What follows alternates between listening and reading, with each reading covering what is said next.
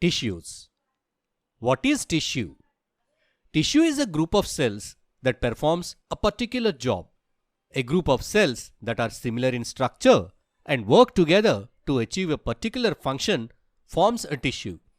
In this lesson, we are going to study plant and animal tissues. Plant tissues. In this video, we will learn about plant tissues.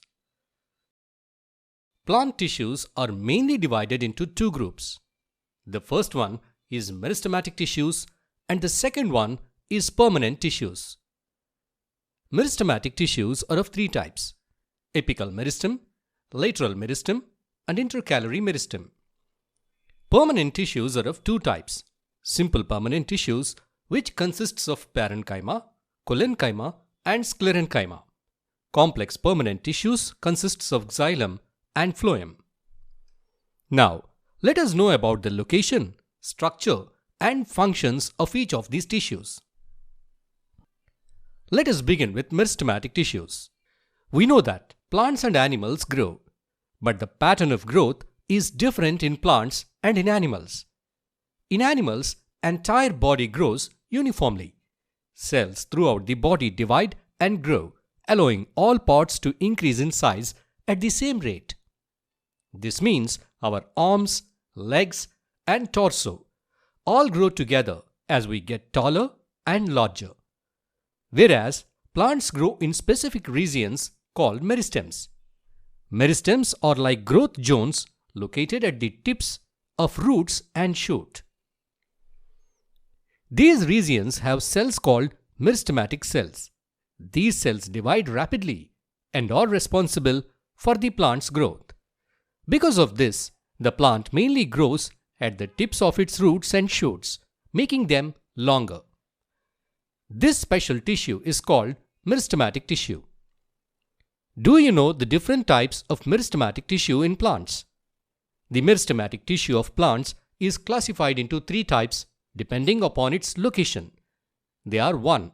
Apical meristem, 2. Lateral meristem, and 3. Intercalary meristem. Apical meristem. This meristematic tissue is found at the tips of stems and roots. The apical meristem helps stems and roots grow longer. Second one, lateral meristem. This meristematic tissue is found in the cork cambium and vascular cambium of plants. The cells in the lateral meristem divide and add new cells inside and outside. This increases the plant's girth, means thickness or width, making the stem and roots thicker and stronger. Now the third one, intercalary meristem. This meristem is mostly found in the monocot plants like grass. Intercalary meristems are located at specific points, primarily at the base of leaves and at the nodes, where leaves attach to the stem. Intercalary meristems enable plants to grow in length. Now, let us see the characteristics of meristematic tissue. The cells in meristematic tissue divide frequently to produce new cells. Meristematic cells are small and tightly packed with no intercellular spaces. These cells have thin primary cell walls. Do you know why? If you know the answer, write it in the comments. Meristematic cells have a large, prominent nucleus to support frequent cell division. Generally, mature plant cells have large vacuoles for storing nutrients and providing support. But meristematic cells do not have larger vacuoles because they need the extra space for fast cell division. Meristematic cells have a dense cytoplasm that supports active cell division. These cells are undifferentiated, meaning they haven't specialized into specific cell types yet. Now, let us learn about permanent tissues in plants. Do you know how the permanent tissues are formed in plants? We learnt about meristematic tissues. Meristematic cells have the ability to divide continuously. These cells are undifferentiated, means they can become any type of cells needed by the plant. When meristematic cells stop dividing, they begin the process of differentiation. During this process, the cells take on specific shapes and functions and finally form the permanent tissues. These permanent tissues then take on specific jobs in the plant, such as giving structural support or nutrient transport or storage, depending on their type. So, permanent tissues are formed by the differentiation of meristematic tissue. Do you know what differentiation is? The process in which unspecialized cells becomes specialized cells. We can compare the unspecialized cells as the students of medical college or university. After they graduate, they may take up a specialization and becomes a specialist. In the same way, the young and immature unspecialized cells like meristematic cells get differentiated into permanent tissue with specific functions.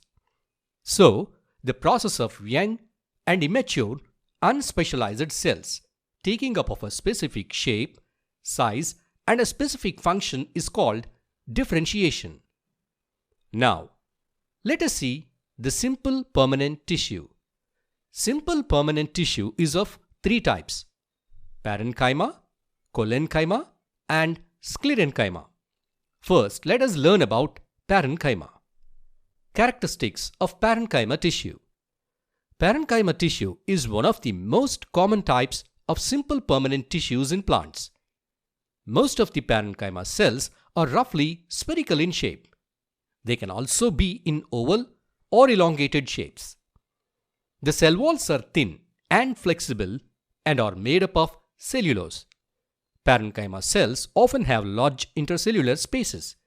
These spaces helps for gas exchange. These cells contain large central vacuoles which store nutrients, water, and waste products. Parenchyma cells are living cells. Do you know the functions of parenchyma? In leaves, certain parenchyma cells have chloroplasts that carry out photosynthesis. These specialized cells are called chlorenchyma. In simple terms, parenchyma with chloroplast is called chlorenchyma. Parenchyma cells also play a key role in storing food for the plant. They accumulate various nutrients such as sugars, starches, and oils, which the plant can use for energy and growth. This storage function is especially important in parts like roots, stems, and seeds, where the stored food helps support the plant during periods of growth or dormancy. Parenchyma helps some plants float on water, especially in aquatic species. In these plants, the parenchyma cells have large air cavities. This specialized type of parenchyma is known as aerenchyma. Aerenchyma helps aquatic plants stay afloat by making them less heavy. Its air-filled spaces keep the plants buoyant so that they can float and stay on the water's surface. Next, we see the another type of simple permanent tissue called collenchyma. Characteristics of collenchyma. The cells of collenchyma are living cells. They are elongated cells with irregular thickenings at the corners. The intercellular spaces between the cells of collenchyma are very less. Now, let us see the functions of collenchyma. Collenchyma provides structural support to growing parts of the plant, such as stems and leaves. Its thickened cell walls offer strength while allowing flexibility. The cells of collenchyma are flexible and can bend without breaking. This flexibility helps the plant to withstand wind and other physical forces without damage. Next, we see the third type of simple permanent tissue, sclerenchyma. Characteristics of sclerenchyma. The cells of sclerenchyma are long, narrow, and dead. The cell walls are thickened due to the presence of a compound called lignin. Due to thick cell wall, there is very less space or no space inside the cells. This tissue is located around the vascular bundles in the stems and in the veins of leaves. It is also located in the covering of seeds and nuts. The covering on the coconut, that is the coconut husk, is made up of sclerenchymatous tissues. Let us see the functions of sclerenchyma. Sclerenchyma cells have thick, lignified walls that provide rigid structural support to the plant, helping it maintain its shape and withstand various stresses like heavy winds. Sclerenchyma cells are extremely strong and contribute to the plant's overall strength and rigidity, particularly in mature parts such as stems and bark. This is about the simple permanent tissue in plants. Now, let us learn about epidermis. Just like how our bodies are protected by skin, plant bodies are protected by a layer of epidermis. So, epidermis is the outer protective covering of a plant. How does this epidermis looks like? In most cases, the epidermis is single-layered. It's mostly flat and forms a continuous layer without any intercellular spaces. Do all plants have the same type of epidermis? No. Not all plants have the same type of epidermis. Plants that need extra protection, such as those in extreme dry habitats like cacti, have a different kind of epidermis. These plants have a thicker epidermis with multiple layers, which helps prevent water loss. Which parts of the plant are covered by epidermis? All parts of the plant are covered by epidermis. But there is a difference between epidermis covering the shoot system and the one which is covering the root system. What are the special features of epidermis present on the aerial parts of the plant, that is, the shoot system of the plant? The epidermal cells of the aerial parts of the plant secrete a waxy, water-resistant layer on their outer surface. This waxy layer is called cuticle. It protects the plant parts from excess loss of water, mechanical injury, and from parasitic fungi. Epidermis present on the leaf has small pores here and there. These pores are called stomata, and each stomata is protected by a pair of kidney-shaped guard cells. Do you know the function of this stomata? Stomata has two functions. 1. Stomata are essential for exchange of gases. 2. They help in the process of transpiration. How about the epidermal cells of root system look like? The epidermal cells of roots have long hair-like structures called root hairs. These root hairs greatly increase the total absorptive surface area, allowing the roots to absorb more water and nutrients from the soil. In big trees, epidermis on the stem surface is replaced with dead cork cells. These cells have a chemical called suberin, which prevents the entry of gases into the stem. This is all about epidermis in plants. Now, let us learn about complex permanent tissues in plants. Do you know what is the difference between simple permanent tissue and complex permanent tissue of plants? Let's see. Here are two flower bouquets. Can you spot the difference between them? Yes, bouquet A is made up of same type of flowers, and bouquet B is made up of different types of flowers. In the same way, simple permanent tissue is made up of similar kind of cells, whereas the complex permanent tissue is made up of more than one type of cells. Even though there are different types of cells exist in one tissue, they all work together for a common function. The complex permanent tissues in plants are of two types, xylem and phloem. What are the features and functions of xylem tissue? Xylem is composed of different types of cells like vessels, tracheids, fibers, and parenchyma cells. Tracheids. They are smaller tapered tubes. They help in the conduction of water and minerals. Vessels. They are large hollow tubes that aids for efficient water transport. They conduct water and minerals from the roots to other parts of the plant.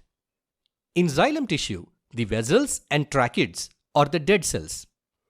These cells are dead at maturity and have thick lignified walls that form hollow tubes. Next, fibers. They provide additional mechanical support and strength to the plant. They have thick lignified walls that help the plant to stay upright. Parenchyma cells. They store nutrients and assist in the repair and maintenance of xylem tissue. These are the different cells of xylem tissue. Now let's see the features and functions of phloem tissue. Phloem is made up of 5 types of cells. They are sieve cells, sieve tubes, companion cells, phloem fibers, and phloem parenchyma. Sieve cells. They are similar to sieve tubes but found mainly in gymnosperms and some angiosperms. They have smaller pores and serve a similar function in nutrient transport. Sieve tubes. They conduct the transport of sugars and other nutrients throughout the plant. They are elongated cells with perforated end walls called sieve plates that allow the flow of phloem sap. Companion cells. They assist sieve tubes by providing them with essential metabolic support. They are connected to sieve tubes via plasmodesmata and help in loading and unloading nutrients. Phloem fibers. They provide structural support and strength to the phloem tissue. They have thick lignified walls and help reinforce the plant's structure. Phloem parenchyma. They store nutrients and aid in the repair and maintenance of phloem tissue. They also assist in the lateral movement of nutrients within the phloem. This is all about the tissues in plants. Epithelial tissue. Now, let us learn about epithelial tissue. What is epithelial tissue? The covering or protective tissue in animals is called epithelial tissue. Do you know which organs in our body are protected by epithelium? Almost all organs and their inner cavities are covered by epithelium. The outer as well as inner surface of the organs like stomach, blood vessels are covered by epithelium. Cavities like mouth cavity and nasal cavity are also covered or lined by epithelium. The alveoli of lungs and renal tubules of kidneys are made up of epithelial tissue. Not only the internal parts, our body's external surface is also covered by a kind of epithelium, that is our skin. So, skin is also a kind of epithelium. Now let us see the features of epithelial tissue. Epithelial tissue is a continuous sheet of cells. They are tightly packed without any intercellular spaces. The cementing material between the cells is also very less. The epithelial tissue is separated from the underlying tissue by an extracellular fibrous basement membrane. Now let's see the importance of epithelial tissue. Anything from the outer atmosphere has to enter our blood, or anything that has to leave our blood should pass through the epithelium at least once. For example, alveoli is the part of lung where the exchange of gases takes place. Oxygen from the air that we breathe in enters the blood, and the carbon dioxide in the blood comes into the alveoli. So here, the oxygen and carbon dioxide, they crosses the walls of alveoli and blood vessel. The wall of alveoli and the wall of blood vessel are made up of single layer of epithelial cells. So, the epithelium plays an important role in regulating the exchange of materials between the body and external environment. So this is about the features of epithelial tissue. Now, let us learn about different types of epithelial tissue. Epithelial tissue is of different types depending upon their structure and functioning. The first one is simple squamous epithelial tissue. Let us see the features of simple squamous epithelial tissue. This tissue has a single layer of cells. These cells are extremely thin and flat. This tissue forms the delicate lining of many internal organs of our body. Can you give a few examples of organs in which we find simple squamous epithelial tissue? The lining of blood vessels and the lining of esophagus, lining of mouth are made of simple squamous epithelial tissue. The internal organs like stomach and kidneys are made up of muscles, but their cavities are lined internally by simple epithelial tissue. Do you know, certain parts of our body systems are completely made up of simple squamous epithelium. The blood capillaries and the alveoli of lungs are made up of simple squamous epithelial tissue. Do you know why these parts are completely made up of simple squamous epithelial tissue? Because these parts, they play an important role in exchange of materials between the body's internal environment and external environment. For example, the air in the alveoli contains oxygen. It has to cross the wall of alveoli and wall of blood capillary to enter our blood circulatory system. Since these walls are made up of simple squamous epithelial tissue, the oxygen can easily enter our bloodstream. In the same way, carbon dioxide from our blood reaches the alveoli and gets exhaled out. Our skin is also a squamous epithelial tissue, but it is not simple type. It is stratified. Stratified means layered. Our skin is made up of squamous epithelial tissue that is in many layers. Hence it is called stratified squamous epithelial tissue. Why the skin has epithelium in many layers? Because the epithelial cells of skin are arranged in layers to prevent wear and tear. So, the squamous epithelial tissue is of two types. One, simple squamous epithelial tissue and stratified squamous epithelial tissue. Examples of simple squamous epithelial tissue are lining of mouth, lining of esophagus, alveoli, blood capillaries. Examples of stratified squamous epithelium is skin. This is about squamous epithelial tissue. Now, let us learn about cuboidal and columnar epithelial tissue. First, let us learn about cuboidal epithelial tissue. Where do we find this cuboidal epithelium in our body? We find this tissue as a lining of kidney tubules and ducts of pancreas and salivary glands. What are the functions of cuboidal epithelium? The cells of this epithelial tissue looks like cubes, so it is called cuboidal epithelium. It provides mechanical strength. The other important function of cuboidal epithelium tissue is secretion. Sometimes cuboidal epithelial cells specializes into gland cells and secrete different substances. Sometimes cuboidal epithelial tissue folds inwards and forms a multicellular gland. This kind of cuboidal epithelium is also called as glandular epithelium. Cuboidal epithelium present in the kidney tubules and in the lining of intestine helps in the absorption of materials. The next one is columnar epithelium.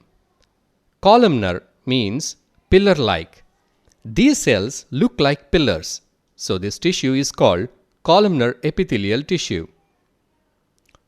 Where do we find this columnar epithelium in our body? This tissue is mostly found in the lining of stomach, small intestine and large intestine. What are the functions of columnar epithelial tissue? The primary function of columnar epithelial tissue is absorption and secretion. The columnar epithelial tissue present in the inner lining of stomach secretes acid, digestive enzymes, and mucus. The columnar epithelial tissue present in the lungs has cilia that helps in the upward movement of mucus that is formed in the lungs. Thus, columnar epithelial tissue also helps in the movement of materials. The columnar epithelial tissue with cilia is called as ciliated columnar epithelial tissue. This is all about cuboidal and columnar epithelial tissue. Now, let us learn about connective tissues. What is connective tissue? The tissue that connects different tissues or organs and gives structure to other tissues and organs is called connective tissue. Blood, bones, cartilage are the examples of connective tissue. Blood is a fluid connective tissue that connects the different parts of the body. Bone is another connective tissue that gives shape and support to the body. What are the common features of connective tissue? The cells of the connective tissue are loosely spaced. They are embedded in an intercellular matrix. The matrix of blood is like a fluid, whereas the matrix of bone is very hard. Now let us study some important connective tissues in our body. First, let us see about blood. Blood is a fluid connective tissue. Blood has different types of cells like RBC, WBC, and platelets. These cells are suspended in a fluid matrix called plasma. The plasma contains proteins, salts, and hormones. Do you know the functions of blood? It transports nutrients, gases, hormones, and waste materials between different parts of the body. Now let us see the other type of connective tissue, that is bone. Bone is a strong and non-flexible tissue. The cells of the bone are embedded in a hard matrix that is composed of calcium and phosphorus compounds. What are the functions of the bone? It forms the supportive framework of our body. It holds the muscles tight and helps in movement. It forms hard cases and protects the sensitive internal organs. We have learnt about blood and bone. Now let us see some differences between blood and bone. Blood is a fluid connective tissue, whereas bone is a strong, non-flexible tissue. The blood connects different parts of the body, whereas the bone gives shape and support to the body. Blood has cells like RBC, WBC, and platelets. The bone has cells called as osteocytes. The matrix of blood is in fluid state and is called as plasma. It is composed of water, proteins, salts, and hormones. The matrix of bone is hard and is made up of calcium and phosphorus compounds. This is all about blood and bone. Now, let us learn about ligaments, tendons, cartilage, areolar connective tissue, and adipose tissue. First, let us see about ligament.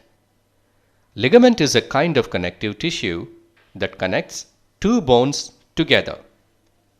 This tissue is very elastic and has considerable strength. Ligament has very little matrix. These are the locations of ligament in our body. Now let us see the next one, tendons. Tendon is a kind of connective tissue that connects the muscle to a bone. The matrix of tendon has so many fibers. It has great strength and limited flexibility. These are a few locations of tendons in our body. Now let us see about cartilage. We have a soft bone at the tip of our nose ear flaps, etc. This soft, flexible bone-like material is called cartilage. It is a kind of connective tissue. The cells of the cartilage are widely spaced. The matrix of cartilage is composed of proteins and sugars. The surface of the bones at the joints are smoothened by cartilage. Cartilage is also found in nose, ear, trachea and larynx. The next one is areolar tissue. This tissue is present between skin and muscles. It wraps the blood vessels and nerves. It is also present in the bone marrow. What are the functions of the areolar tissue? It fills the space inside the organs. It also helps in the repair of the tissues. Now, we will see the another type of connective tissue, adipose tissue. Adipose tissue is found below the skin and between internal organs. The adipose tissue contains the cells called as adipocytes. These cells are filled with fat globules. The main function of this tissue is to store fats. It also acts as an insulator of heat. This is all about the connective tissues in animals.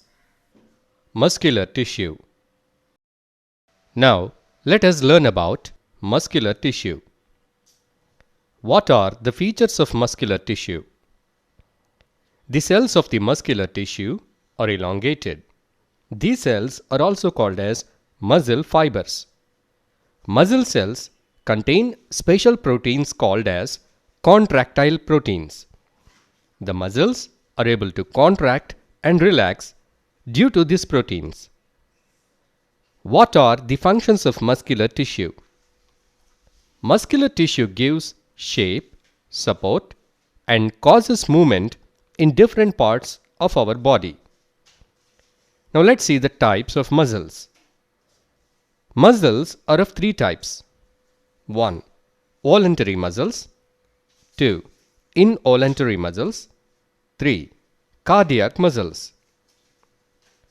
First, let us learn about voluntary muscles. These muscles are under the control of our conscious will. That means we can contract or relax our muscles at our will. Example, muscles of our hands and legs. Voluntary muscles are also called as skeletal muscles or striated muscles. First, let us know why they are called as skeletal muscles. Because most of the voluntary muscles are attached to the skeletal system and helps in the body movement. Hence, they are called as skeletal muscles. What are the features of voluntary muscles? If the muscle fibers of voluntary muscles are stained and observed under a microscope, we find striations. Do you know what are striations? Striations means dark and light bands. That is why these voluntary muscles are also called as striated muscles.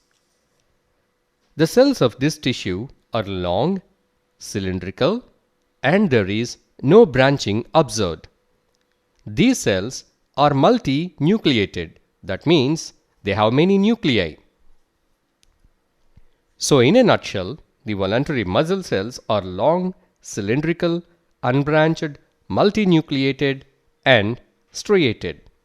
Now, we will see the another type of muscular tissue called as involuntary muscles. These muscle movements are not under our will. That's why they are called as involuntary muscles. What are the features of these involuntary muscles? The cells are long with pointed ends. They look spindle-shaped and uninucleated, means only one nucleus per cell. There are no dark and light bands like the voluntary muscles. Hence, they are also called as unstriated muscles. Where do we find these unstriated muscles in our body? The involuntary muscles are found in the alimentary canal, blood vessels, iris of the eye, urinary bladder, uterus, and bronchi of lungs. The involuntary movements like movement of food in the alimentary canal and the contraction and relaxation of blood vessels are carried out by the involuntary muscles. So, the involuntary muscles are also called as unstriated muscles and smooth muscles.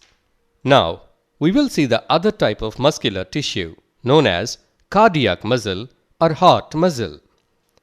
The heart muscle cells are cylindrical and branched and uninucleated. That means only one nucleus. They have striations, but they are involuntary in nature.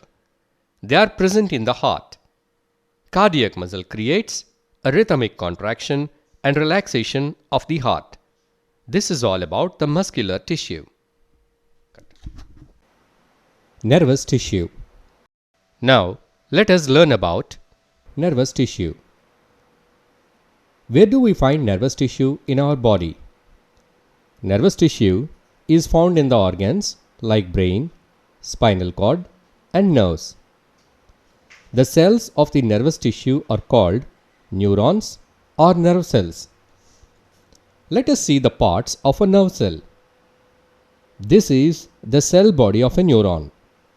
This is the nucleus, and these short processes that arise from the cell body are called dendrites. There is a long hair-like projection or process that arises from the cell body is called axon. What is the difference between a nerve and a nerve cell? Nerve is a bundle of nerve cells. Many nerve fibers bound together by connective tissue and make up a nerve. What is the function of nervous tissue? Nerve cells carry the information in the form of electric impulses. They are also called as nerve impulses. Nerve cells perform two main functions. One, carrying the impulse from sense organs to brain or spinal cord, and carrying the impulses from brain or spinal cord to muscles. Nervous tissue helps the animals in responding quickly to the stimulus. This is all about the nervous tissue. Thanks for watching. Please like the video. Please share this video with your friends. Please subscribe to Grade Booster channel. Press the bell icon to get all the latest updates. Check the description to find links of other useful videos. Check the end screens for our new videos.